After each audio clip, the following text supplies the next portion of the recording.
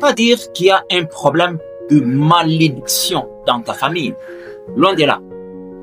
Ce n'est pas dire qu'il y a des gens qui en veulent à ta vie ou te combattent. Et d'ailleurs, te combattre, toi, qu'est-ce que tu as là-bas? Ce n'est pas non plus dire que tu ne fournis pas des efforts ou que tu ne t'ébats pas.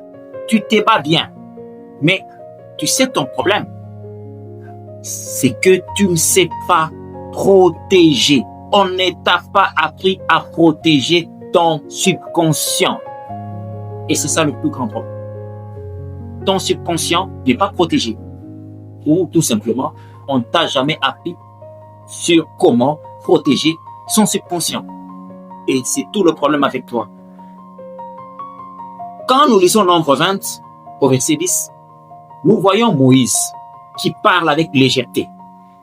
Lui, qui, selon Nombre 12 au verset 3, on nous dit que c'est l'homme le plus humble.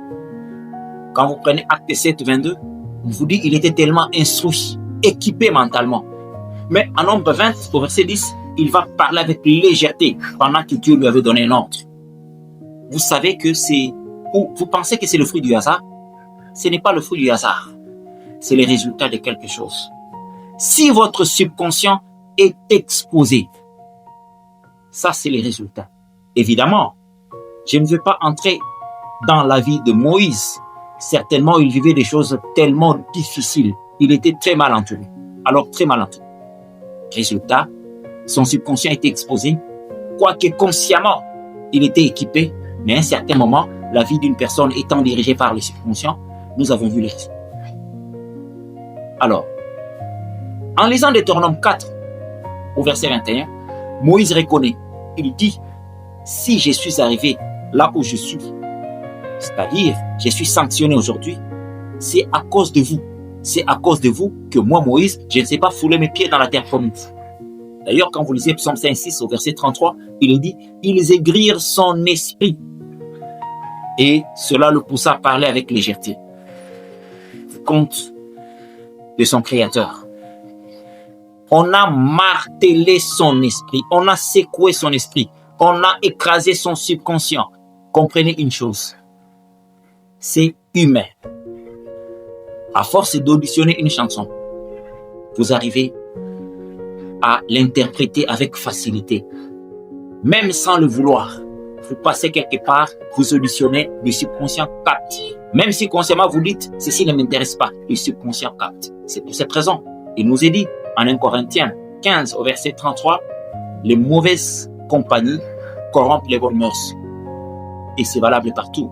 Parce que, quand vous regardez les enfants d'Israël, quand ils sortaient, en Nombre 11 au verset 4, on vous dit qu'il y a eu des ramassis parmi eux, et ce sont ces ramassis qui ont influencé tout le peuple à pouvoir commencer à se plaindre.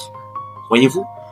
Donc, il est très important d'apprendre à fuir toutes les personnes qui peuvent avoir une mauvaise influence sur vous, même si consciemment vous êtes équipé.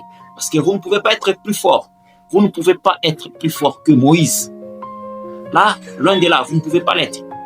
Et c'est ce qui fait que beaucoup de gens tombent aujourd'hui. Tu parles avec les gens qui critiquent. Non, tu vois, tel, il est riche. Et c'est suspect sa richesse-là. Mais comment vous allez devenir riche si vous critiquez déjà la richesse d'une autre personne? Dans le principe, on ne peut pas parler en mal d'une personne qui est riche parce que vous aussi, vous aspirez à la richesse. Maintenant, toi, tu passes ton temps avec des gens qui critiquent, avec des gens qui te disent « tu ne peux pas aller loin, tu ne peux pas innover, tu ne peux pas faire des exploits ». Et tu dis « non, même si je passe du temps avec cette personne qui me critique, qui me décourage, il n'y a pas de problème, je sais ce que j'ai fait ». Écoutez, ces mauvaises paroles finiront par empoisonner ton subconscient. Apprenez à fuir les personnes qui parlent négativement comme de la peste. Il faut se débarrasser de toutes ces personnes parce que ils vont détruire votre vie, comme ça a été le cas avec la vie de Moïse. Entouré à tout moment de personnes négatives, ça a des répercussions graves sur le subconscient.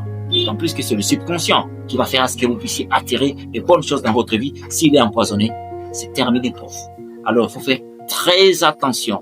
Fouillez toutes les personnes qui ont les mauvaises paroles, toutes les personnes qui ont une influence négative. C'est très important.